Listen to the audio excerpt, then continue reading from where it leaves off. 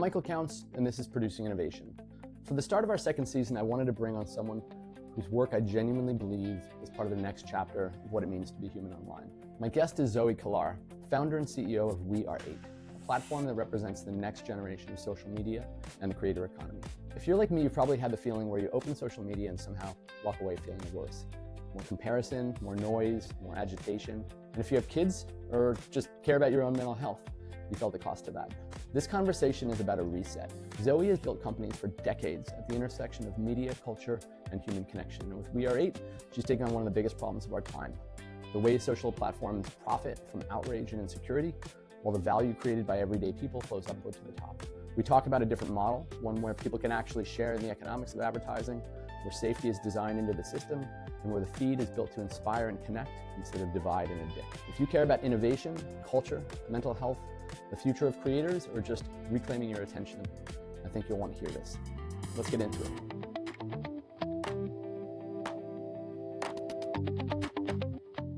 I'm Michael Counts, your host of Producing Innovation, and I could not be more excited for today. In addition to this being the reboot of Producing Innovation, the last 10 episodes, except for my pilot, were all recorded in 2019 and 2020, as you know, if you listen to them. But they are the conversations with some of the most talented, successful, impactful people that I know in my life, and some that I just aspired to talk to and reached out to. And the podcast was so well received, and we could have kept going. We paused, got into a bunch of other projects and things, and now we're back rebooting the whole thing. And the lineup of guests is bananas and so exciting. Many of the people I talked to in 2019, 2020 have now gone on to do even bigger things, and so the guest list is incredible. But I saved the person who's probably doing some of the most exciting and important work that I know of in the world right now, and that's Zoe Kalar, who is here today as our guest. And she is the founder and CEO of We Are 8, which, if you haven't heard about, you're going to hear a lot more about in the months and years ahead. It is the next level of social media, and it is social media that we can use and not feel like it's making us feel terrible and making our kids feel terrible and impacting our society in a way that is destructive. Really doing what I think the promise of social media was from the beginning, which is bring us together and share the best of us and not the worst of us, and create inspiration instead of comparison, which is what social media does. And I've been struck recently with that great saying that that comparison is the thief of joy, which has certainly been true in my life and in so many that I observe. But inspiration is the well of joy, as far as I'm concerned, and connection and community. That is the source of joy, certainly in my life, but I think more philosophically. So I could not be more excited to have Zoe with us today. So Zoe, let's begin with just tell us a little bit about your background and what led you to this point. I mean, I know you've had this storied career to date. You've started companies, you're a serial entrepreneur, been very successful, and that this is sort of the pinnacle now, the We Are 8, the labor of love. But I know it hasn't been an easy road. So I hope to get into all that today, but let's start with a little background. Thanks, Michael. And it's so great to be here with you. I've got to say, I always love our conversations. And when you talk about inspiration, that's how you always make me feel. So it's great to be here. It's really funny because someone said to me the other day that, Zoe, you haven't built 4 companies over 35 years. I mean, I have, but they said you've actually built 4 chapters of one narrative over 35 years. And each company that I've built, it's like a gigantic layer cake. I couldn't be doing what we've built now without what I did in my first company. So, and the first 2 companies, and what's always really floated my boat is how human beings connect, how things that get our hearts pumping, and whether that's live sport, whether that's music, whether that's just human connection. And we worked with 8 of the Olympic sponsors. I'd never been to an Olympic Games. I actually didn't know what I was doing, Michael, but everyone came off all That's the the big secret. maybe. Everyone. I was too young to sort of even worry about it.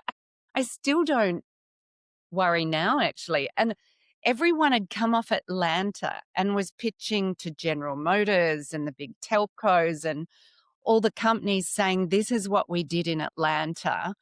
This is what we can do for you in Australia. And the way we approached it was, you're a company, you want to sell stuff. So we're going to do big B2B deals that are going to underwrite and fund so Holden, General Motors, we're going to help you do fleet deals that are going to underwrite your Olympic investment.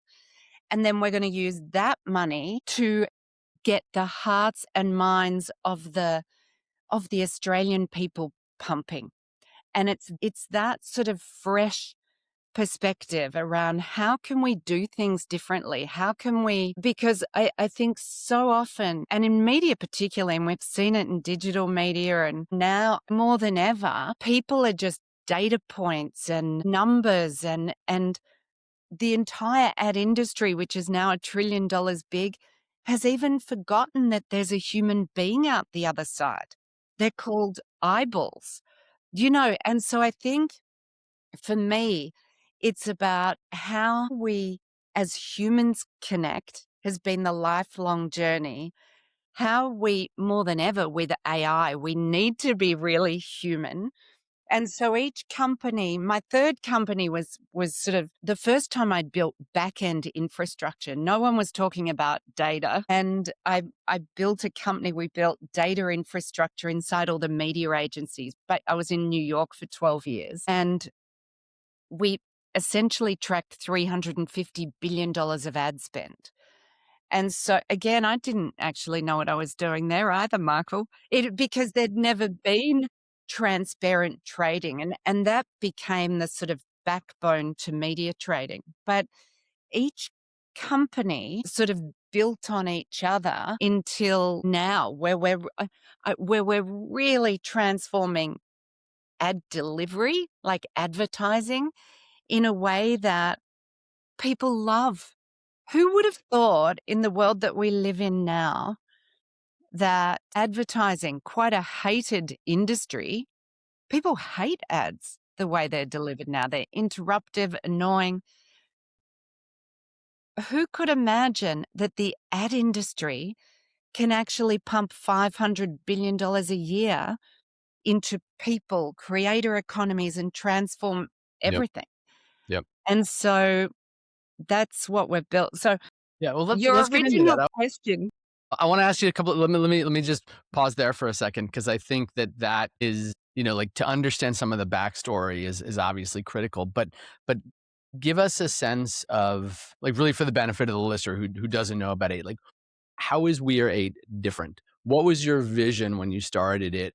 And where is it going? How Yeah. is it different than the social media that we all know so well, which we kind of use but hate, or love like an addict loves their source of their addiction?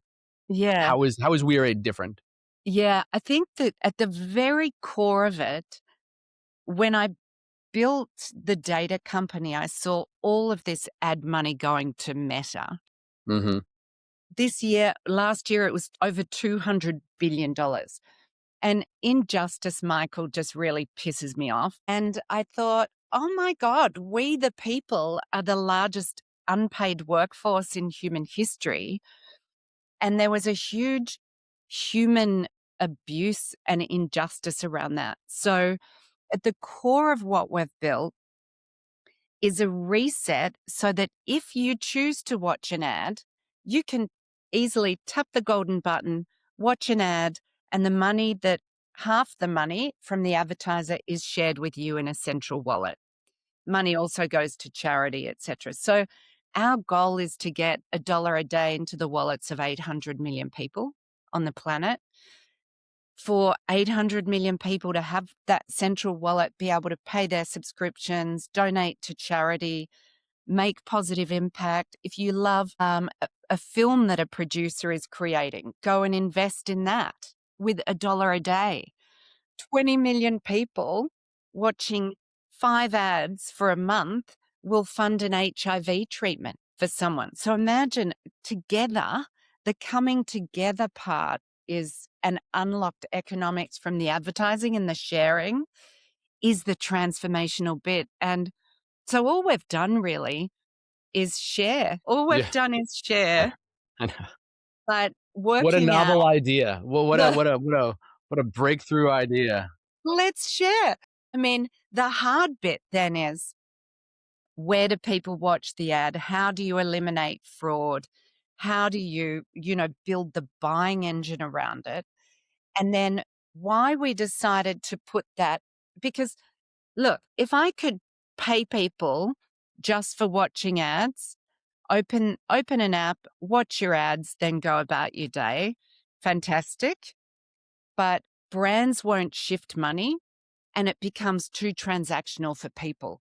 So we took that beautiful golden button, easy ad infrastructure and put it inside a transformed social environment so that you could work as a community to all donate the money to something. And as part of, so it's all the best of social. It's all the good things you love about Insta.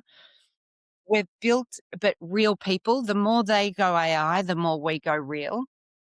And we spent, because I didn't want the death of one child or anyone being trolled or having death threats, we spent 4.5 years building an AI shield, which I think is arguably the most important AI application in the world. We want it plugged into everything. We want it plugged into Grok. We want it plugged into ChatGPT. Humanity needs a shield and we need to teach AI. AI as a species has been born. We need to teach AI what humanity wants. So it's healthy, inspirational. I mean, I think I'm on this planet, Michael, to bring inspiration and to 1 billion people. Inspire, empower, and enable 1 billion people to feel supported and to reclaim themselves and their value. Yep. And we Yep. can't do that in the old world. The algorithms strangle us, they control us, they take all the money. We're going to look back and go, what the fuck were we thinking? 100%. you 100%. know? 100%. It's like, we were like giving cigarettes to 3-year-olds. That is like the equivalent in this day and age. And I have to say, like for you listeners, I don't know if you're able to track. There's so much in what Zoe's saying. And I really encourage you to check out We Are Eight. It's in the App Store and you can explore it. And I'm putting up content. There are lots and lots, thousands and thousands and thousands and thousands of people putting up content. And it is a new platform that looks a lot like Instagram, but has a very different purpose and curatorial slant. But I just want to like sort of back up for a second and say that my approach to sharing the information, like what is it to produce innovation? Like what is innovation and how does it happen? And how are the people, how am I and how are the people that I bring on examples of innovation? Is always an example of innovation as she's already described. But there's something deeper, which is that to me, the platform and people using like an obstacle to innovation is depression. An obstacle to innovation is loneliness. An obstacle to innovation is being in a state of perpetual comparison where you view your life as somehow insufficient, a problem to be solved, not as this huge gift that it is. And I think that in a way we're living within this society now where there's just so much comparison forced upon us and the algorithms and the companies that have created them know that negativity, people being upset and angry and afraid is the way you create engagement. So then they get more engagement, they sell more ads, they make more money, they refine the algorithm, and that is the vortex that we've all been kind of sucked into. And I'm not like some conspiracy theorist guy. I'm just saying like objectively, this is what social media is now. And I think that what Zoe is doing is like one of the most important efforts that I'm aware of on the planet today. And that's really like the bar that I'm trying to set for this podcast is like, how do we innovate into the next phase of our being? Certainly what I'm trying to do in my limited way, and Zoe is trying to do it, and everybody who I'm going to bring on is doing it in some other way too. But I want to stress this idea of this democratic ownership of the social media platforms, and the idea that instead of all this money funneling to Mark Zuckerberg and making him the third wealthiest person on the planet, a company can be more distributive with its wealth, and it can be more concerned with the outcome and concerned with the contributions of everyone else. Now, people may put up content for free if they feel enraged and want to be on that platform. And this tippy top of the producers on YouTube and Instagram and all that, they're making money, they're creating that following, but that's just one version of the system. Zoe has created another version of the system where you for your content and you for your consumption of ads are making income. And I think that in this world that we're moving into, not only do we need inspiration, but everyone needs, a way to generate income, a way to monetize their attention for their own benefit, not for Mark Zuckerberg's or for Google's, but for their own benefit. And I think that is what Zoe's doing. And I also think that it's not an accident that Zoe is a woman and a mother, and I think that it's like the divine feminine in the form of Zoe Kalar is creating this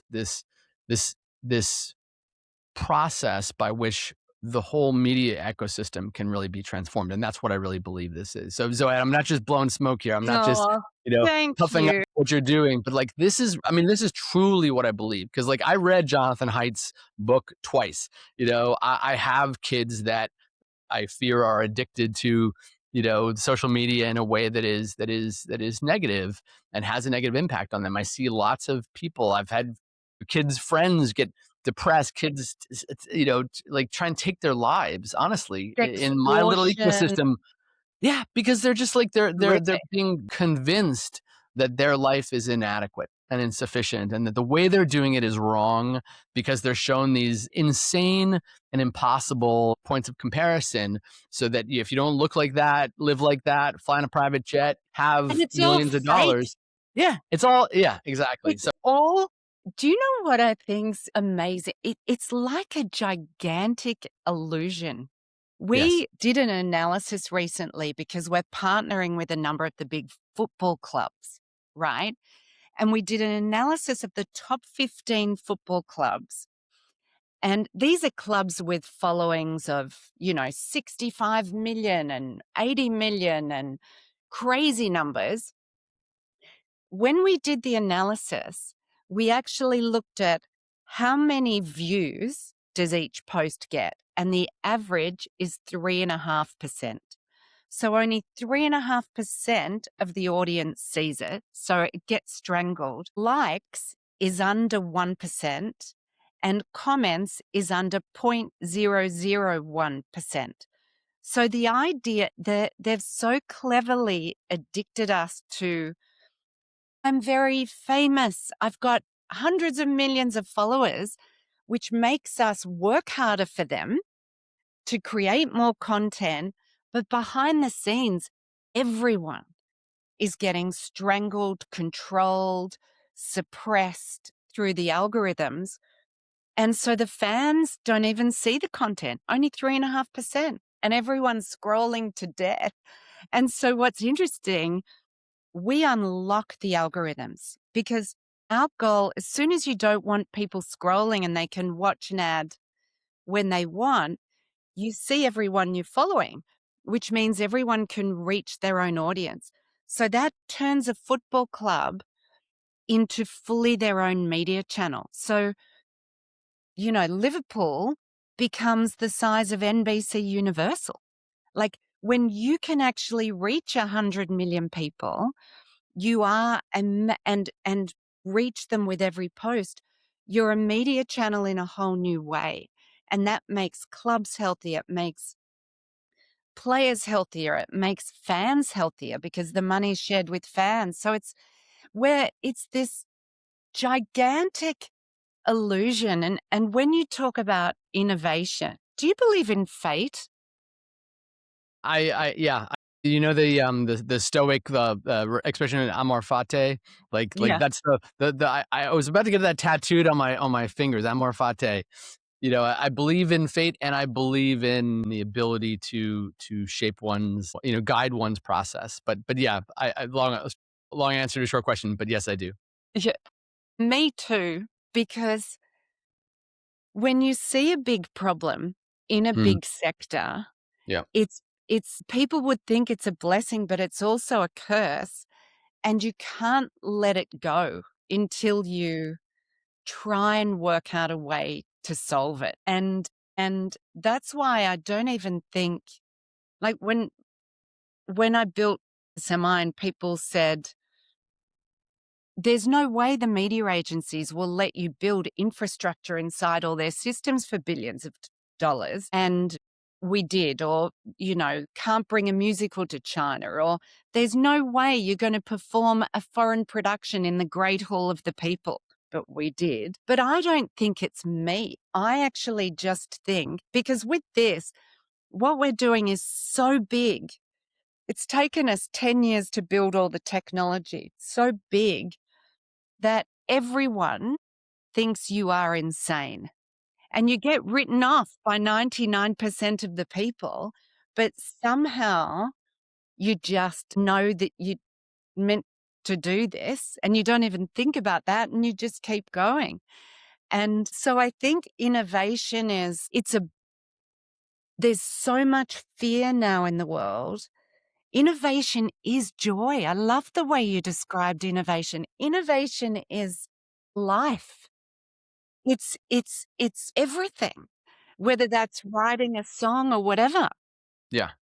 Yeah, I mean, it's creativity. It's seeing, it's building on what we discover. And I feel like, in some earlier episodes and really throughout my career, I've talked about the origins of art and how it was really, you look at the caves of Lascaux, some of the earliest known art and cave paintings, and what they were doing was sort of seeing in the cave wall a crack or an edge that reminded them of the back of a bison, and then they draw that in, and it was like, and even some of the biggest, most iconic works of art are kind of a discussion with what is. They talk about how, in making David, he was cutting away everything that just that really following the stone. I'm not explaining that right, but like No, it's was beautiful.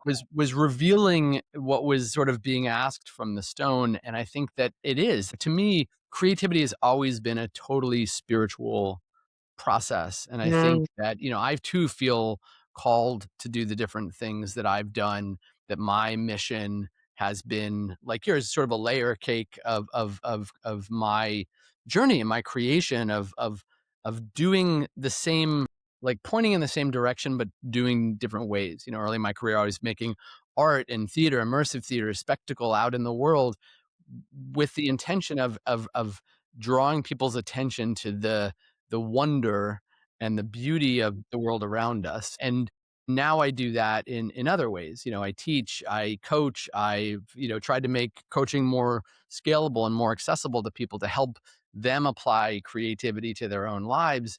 And I couldn't agree with you more um, about But that. you see that.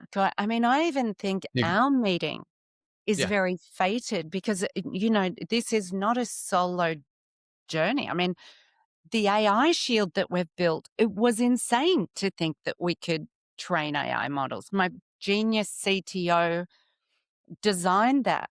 When I talk to you and you talk about how we cut through to engage people with that really succinct message. I mean, that you are brilliant at cutting through it's seeing that golden thread. And it's interesting when you brought up the statue of David. I remember as a kid, my dad was a pathologist, study of disease and cellular structure and stuff, but an artist. So we'd get dragged around everywhere, which I loved as kids, to museums. And I remember going in and seeing the statue of David, but the perfection at the end almost wasn't the thing for me. Down the side are these statues called the prisoners, and they're half carved out, and it looks like they're trying to escape. And I just remember thinking, that is life. The perfection at the end, it it's an illusion almost, even though he did that incredible but it was that, and it was interesting when I was in China and we bought the musical in, just looking at and we changed the economic model, and they'd wanted to come into China for 10 years. But I remember sitting in the Great Hall of the People. Actually, they changed the opening number, which was Jesus Christ Superstar, and we're sitting in the Great Hall of the People in communist China, and all my Chinese colleagues, and I'm thinking, "I'm gonna get killed." But then as the music and the life, I looked at everyone's faces Mm. and I just breathed because I thought, "It doesn't matter. This could be the most politically religious, confrontational thing to have Jesus Christ Superstar sung in the Great Hall of the People, but it transcends everything." And that's really what eight is. Yes, people are getting paid for their ad time, all of that, but it's this moment of coming together. It's that connection that you get better than anyone else. Well, Sorry, it sidebar there. no, no, that is not a sidebar at all. I mean, that is the meat of the whole thing. I mean, and I'll just say that, you know, my the first idea that I understood by making art as a student was, and even really even before, because my grandmother, who was really the inspiration to me, taught me about art, taught me about all of the things that sort of drive artistic expression and why she was an artist and what that meant for her. And what I learned is that art is fundamentally a gift. You know, it's in some, but not everybody makes it that way, right? But that was what it is in its purest form. It's making a gift. Could be Yeah, a divine offering, a spiritual offering, kind of a art as to sort of acknowledge the beauty and the awe. It could be making something to communicate something in a loving way. yeah, I made theater for a long time, opera, spectacle, immersive theater, yeah, and I was always thinking like, how am I putting my hand out to the audience and saying, "Come with me, come with me on this journey yeah, and let me take you there." And that is the potential for creativity. But in our world today, a lot of what is put up in social media because it gets more clicks and it's conflict and it's argument and it's negative fundamentally. It's not saying, "Hey, how can I share something today? How can I share something I'm grateful for? Share an expression of love." One of my heroes, Gary V, who's like a top, social media yeah, love strategist. him. He's like I mean, more and more lately he's talking about it because I think that he too is seeing how negative the impact is and being moved by people like Jonathan Haidt. And he's saying, look, if you're out there to like just troll people and stuff, like why? Like, what are you doing? Bring love into the Yeah, world. And yeah, especially now in the world that we live in. And I think that that is part of the transformation that we're moving into. Like, we're constantly our society, our civilization is constantly saying becoming the next version of itself. What you're doing, Zoe, is such an important part of what we're doing and where we're going. And I think the idea of making content that is enriching for people, inspiring to people, a gift to people is like I'm as much about the content and its message and its purpose as I am about the opportunity totally, for people to make money from it, because totally, those two things are what people need going forward. Like, they need community, they need connection, they need love, they need gratitude, they need connection with others, they need inspiration, all of that. And people are going to need to find new ways to make a living. And I think that totally. there's so much fear about that now. I look at my kids and they're like, one's in college, one's in high school, and they're like, yeah, all the stuff I hear, Dad, about the world and how it's changing. Like, there's a part of me that feels inspired, but there's a part of me that feels scared for them. And I think that what you're giving is this idea of like, yes, it doesn't all have to funnel to the tippy top of the pyramid. It can be distributed, and we can all do well. Right? Because a kid with 5,000 followers could be making another 5 grand a year with brand deals. And but it's interesting, you said something the other day to me that really got me thinking about the feed, right? Because we have 3 feeds, like the 8 stage feed, which is a curated feed, swipe across, everyone I'm following chronological, no ads, so I see my friends. Swipe across and it's community conversation, right? So, but I was thinking about the main feed and how the world that we live in today, it's not just that the content is agitating or it takes me and it loves me and hates me and scares me and all of the things that keep me scrolling looking for friends, but they also have 1 billion people on the planet with different feeds. And the idea that they've suckered us into that an algorithm personalized for you, Michael, is a good thing. Actually, imagine a feed where for a, for a day, we could all be seeing the world's best. There could be a takeover from the best artists. So the feed is a connected stream. And I'm seeing the best comedians. And because we've got so much in common that so I could put my phone down and say, Michael, oh my God, did you see Ricky Gervais on the 8 feed? Fuck, that was funny. But then we start talking in real life because we've got something in common. But today, I don't know what's been in your Insta feed so this division, we are the antithesis of that. And the power of a central feed, we've never had that in technology where 1 billion people could literally have a similar experience for 8 minutes in Hmm. a feed. I mean, imagine what's fucking possible. Yeah.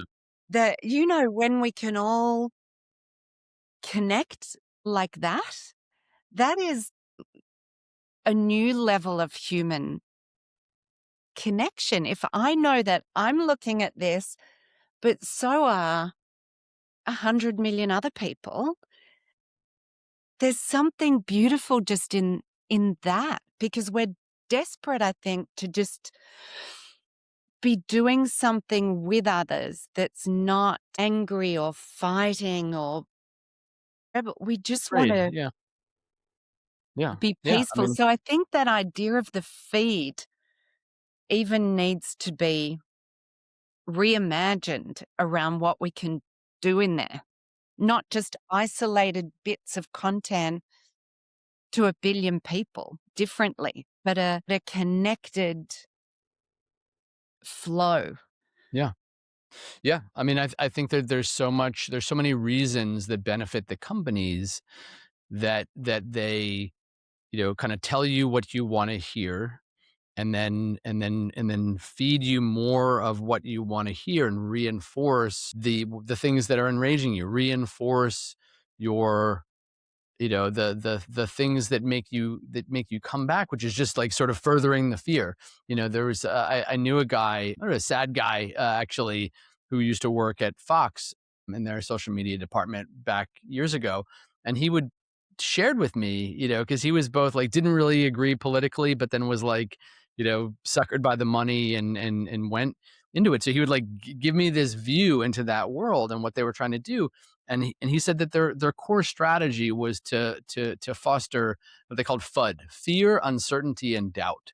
And that was like the more they could push FUD on people, fear, uncertainty, and doubt, the more they needed to keep coming back. Because if they were afraid, you're kind of forcing upon them the things that make them afraid, and then kind of giving them a little bit Mm. of the answer to sort of reinforce their sense of being right, their fear, the sense of the enemy.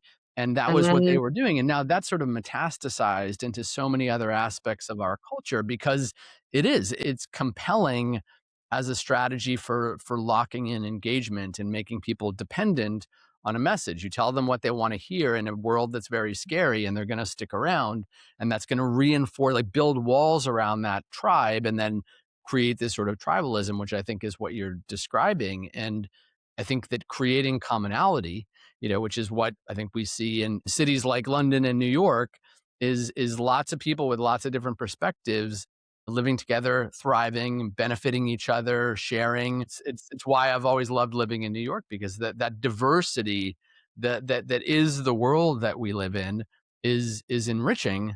And for some it's terrifying, because they've been Mhm. told that otherness is bad. People that Yes. aren't like us are scary and they're wrong and they're coming for us and they're coming for you. So you better watch out. Like, that's just not that's just not the truth. That's just not what's really happening. And I agree with you that your Mm. approach to introducing other ideas, and it may take some time, right? This is a shift. Things that are addictive are very they're attractive and they're very hard to dislodge. But I think that I And know that'll you'll stay succeed. there, Yeah, right? Because that we can coexist. People, as my CFO says, "Zoe, people go to McDonald's and Whole Foods." right. Like, Yep, that this this coexistence and almost taking the pressure off ourselves, because everyone's exhausted. Everyone needs money, support. Everyone is fearful about the future, and finding the space to be inspired, like this safe zone. When you used to play tag as a kid? Where do I go where it's just, yep, I'm safe yep. for just a Totally, minute, a totally. couple of minutes? You're good here. That for and that feeling, I think as humans, we're gonna need more than Absolutely, ever, than absolutely. ever.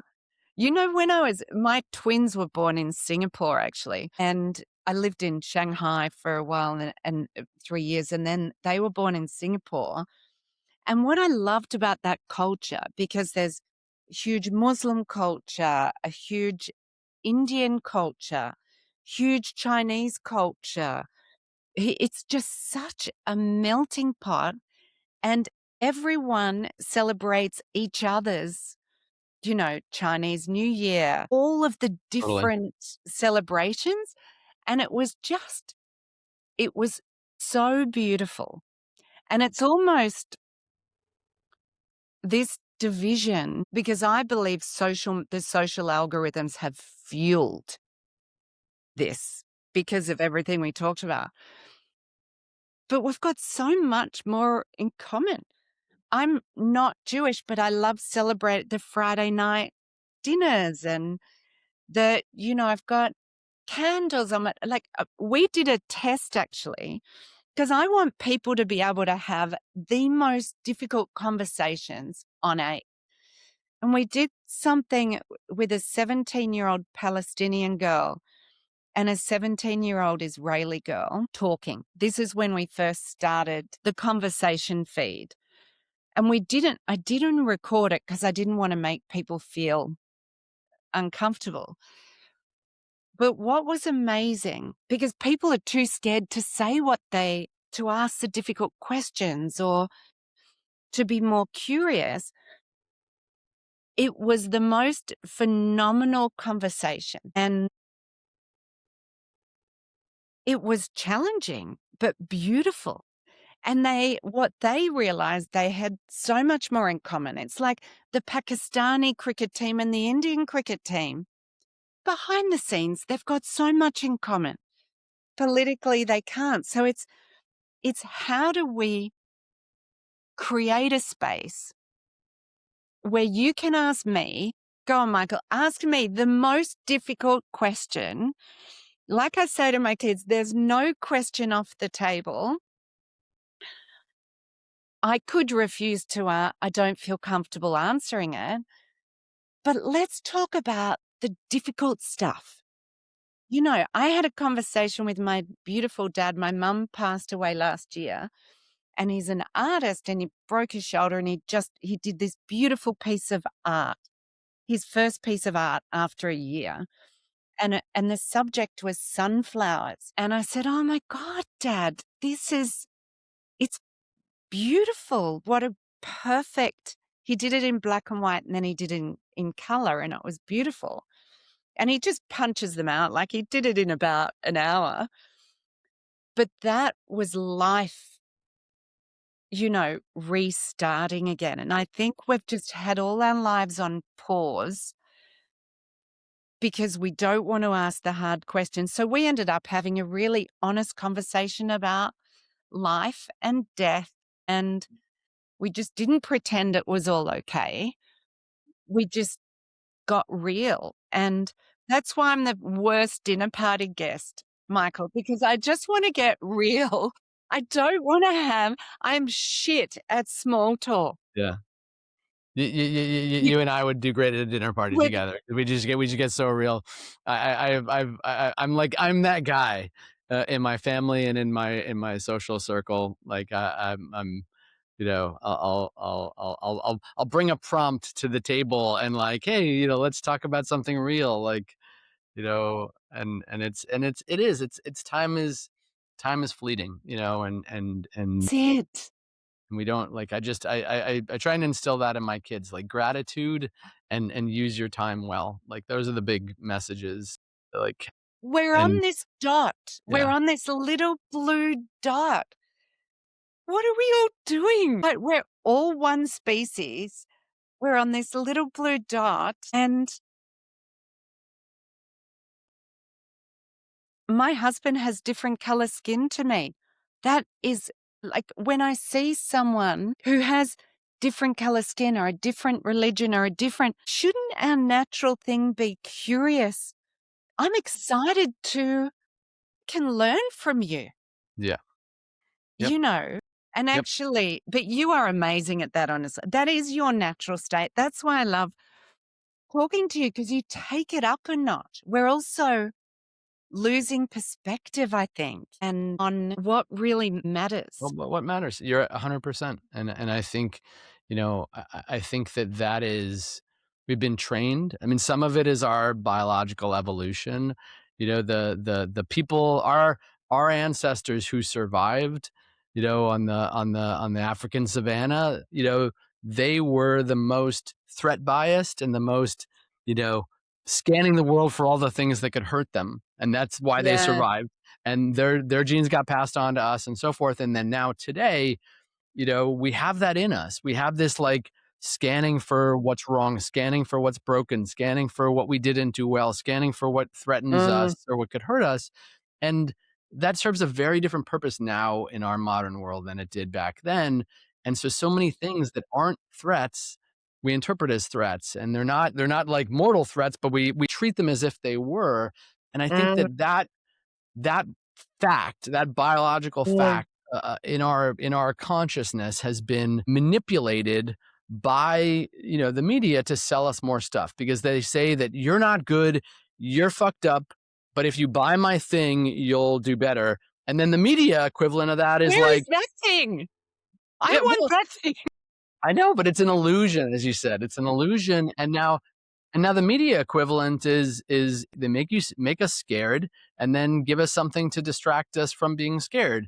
And Yeah. the reality is that I think we know, and I think most people know deep down when they really think about it, is that we have so much more to be grateful for, so much more.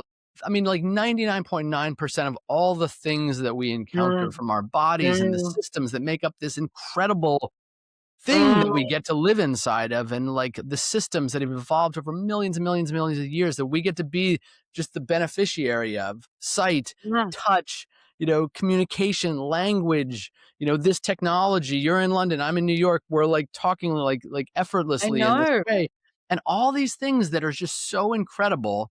And then there's this like 0.1% of things that are like really fucked up and scary, but like we Mm, focus on the 0.1%, when mm. in reality, like, life is this immense miracle of a gift. And I think that's like, I mean, that to me is what my spiritual journey and my professional journey and my creative journey and my artistic journey has all been about. And when I see it in others, is like, those are the people that I want to support. That's you. That's, our friend Lori Meadoff, who will be a guest Yeah, on the amazing. podcast.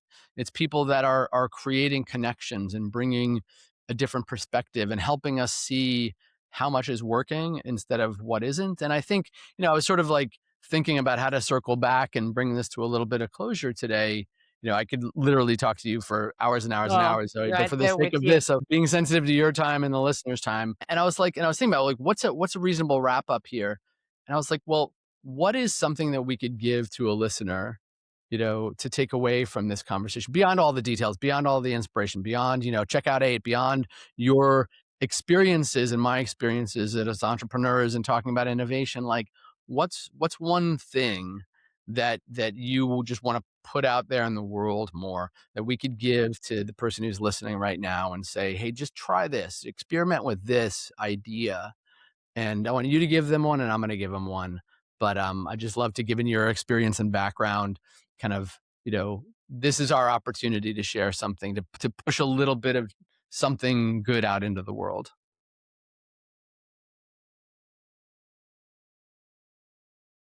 Try and laugh every day. I think laughing at yourself, realizing if we can it, say ego and fear and check in with ourselves, is that our ego talking? Is that our fear talking? And put that aside and go, actually, I want honesty. I want honesty. I want to be honest with myself and I want to learn. And if if it sounds brutal, that's my ego. Bring it on. If you care enough to give me feedback, help me do better, any of those things, I think it's realizing that you are more beautiful and more powerful and more unique and more incredible than you even imagine. And you can make more impact in the world that you imagine. Everyone right now isn't feeling like that. Everyone's not feeling like that. Everyone. Even the people that you think there's no way you would feel like that, they are. The insecurity, everything, the ego, the fear, all the bullshit is at an all-time high. So just realize you are more fucking amazing than you imagine. Check in with yourself and bring on life, good, bad, and ugly, and take one step forward at a time, and you'll get out the other side, wherever that is. Yeah, absolutely. And I would just add to that the specific intention of seeing all of your good fortune, being grateful. If I had one gift to give to people I love, and anyone, it would be to spend a little bit of time every day to write down 10, 15, 20, 25, 50 things that you're grateful for. Because when you do that, you train your mind to focus on the gifts of your life and the things that are wonderful. And over time, that literally changes your perspective. You get the world that you choose to see, and we're pre-trained to look for the negative. And when we choose to look for the positive, over time, that's the world that we get. And we're just like, our mind becomes just trained to scan for the things that are wonderful. What are the things I can put on my list today of things I'm grateful for? And then that's what you get. And that's the way I'm going to do that. You should. That is good. You've said that to me before. I know I should do it, and I don't. Yep. It's discipline, right? You're right. Spot on. And that's the problem with it's so simple and easy that we're like, oh, how could that be a game changer? Like, it's a game changer. So if nothing else, try that, dear listener. And Zoe, my dear guest, and let me know how it goes. Comment, come back to us and tell us how that's been. And with that, Zoe, it's such a pleasure. I adore you, and I'm so grateful that you got to be our very first guest on the Producing Innovation Reboot 2026. Thank you, Michael. Thank you. Thank you, Let's everybody. go.